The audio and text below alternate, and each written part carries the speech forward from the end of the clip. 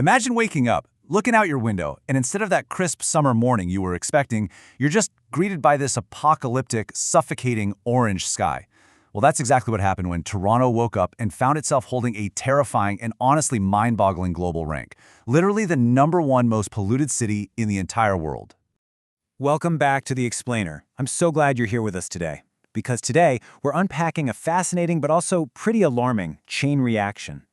We're going to trace what I call the orange sky ripple, basically how a massive environmental crisis out in the wilderness completely upends the daily life, the health, and even the sports culture of a major metropolis. Okay, let's dive into this. Here's our roadmap for today. We'll start with the orange sky phenomenon, track the source by tracing the wildfire smoke, and then look at the human health impacts as well as keeping our pets safe. Finally, we'll wrap up with how a city pivots, shifting from outdoor cancellations to indoor hoops. Let's get right to it. Section 1. The Orange Sky Phenomenon. Toronto's Hazardous Haze. So, to really wrap our heads around just how extreme the situation got, we have to look at the global data. According to IQ Air, which is a global air monitoring service, Toronto actually blew past cities that are traditionally known for severe pollution, places like Kinshasa in the Democratic Republic of the Congo and New Delhi. Environment Canada had to issue an orange air quality warning. The Air Quality Health Index was sitting at an 8, which is already high risk, but it was forecasted to climb to a 10+ overnight. And to make matters worse, this was coupled with the yellow heat warning. We're talking temperatures hitting 30 degrees Celsius, but feeling way closer to the upper 30s. It was just this suffocating double whammy of severe heat and hazardous haze. Section 2. Tracing the wildfire smoke. The mechanics of the crisis. Now, you might be wondering, where exactly was all this smoke even coming from? Well, 1.9 million. That is the staggering number of hectares that had burned across Canada since the start of the year. To put that into perspective, that is a massive, massive amount of land.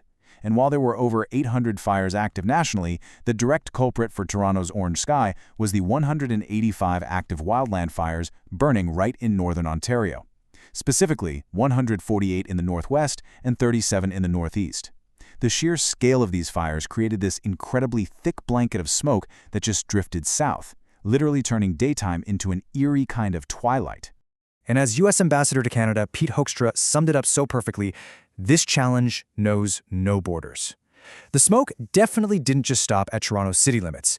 It drifted east into Montreal and pushed really deep into the United States, triggering serious air quality advisories in Michigan and New York State. Actually, both New York City Mayor Zohran Mamdani and Governor Kathy Hochul had to step in and issue warnings to their residents. It's just a really stark reminder that these environmental crises, they're deeply interconnected global events. They affect all of us. Section 3. Human health and vulnerability. Breathing in the haze.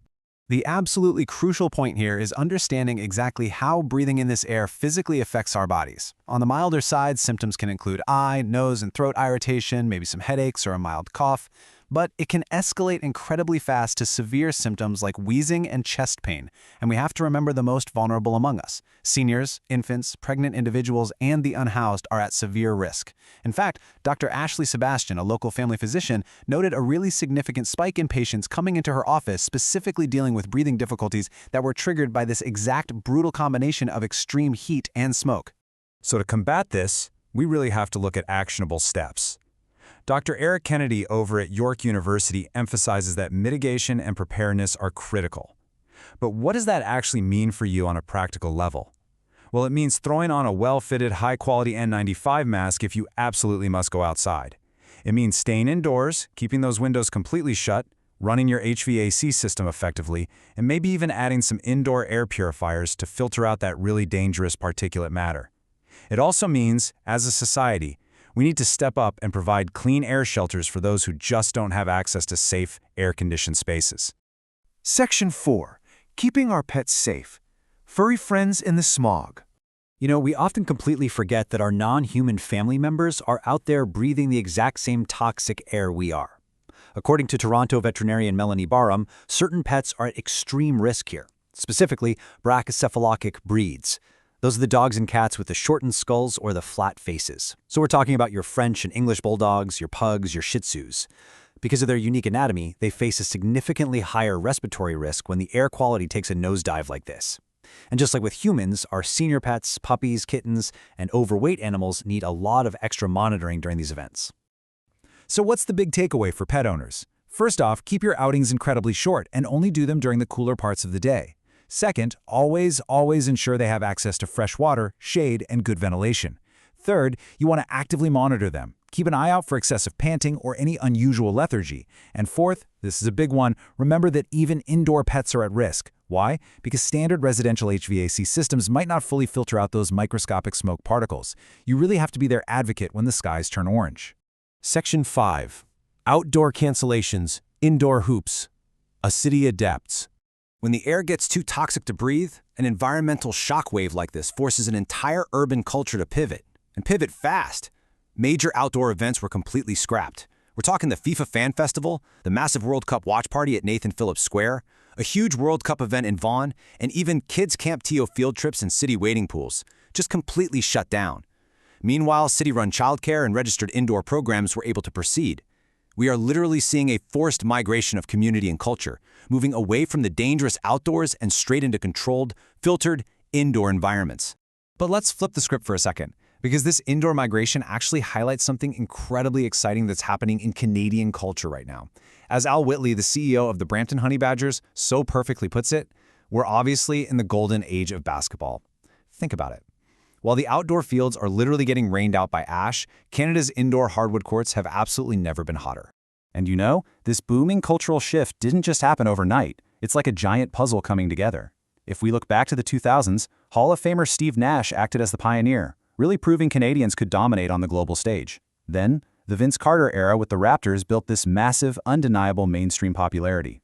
Fast forward to 2019, the Canadian Elite Basketball League, the CEBL, launches, creating an incredibly powerful domestic professional pipeline. And now, looking ahead to 2026, the WNBA's Toronto Tempo is preparing for its inaugural season.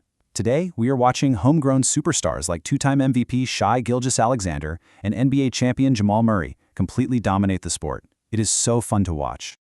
The momentum here is so undeniable that even major international investors are clamoring to get in on the action. Just recently, billionaire businessman Mark Cuban actually joined the ownership group of the CEBL's Brampton Honey Badgers. I mean, this is huge. It adds immense international credibility and exposure to the Canadian League. So even as these climate crises are forcing cities to cancel beloved outdoor festivals, this massive surge of investment in indoor sports is cementing Canada as a global powerhouse. We are literally witnessing a cultural adaptation happening in real time, right before our eyes. Which leaves us with a pretty critical question to ponder.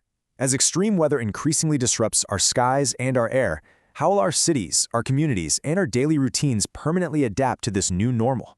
We're already seeing the massive shift from outdoor festivals to indoor arenas, but what else will change? Think about that as you go about your day. Thank you so much for joining me on The Explainer today. Stay safe out there, maybe go check those air filters, and I'll catch you in the next one.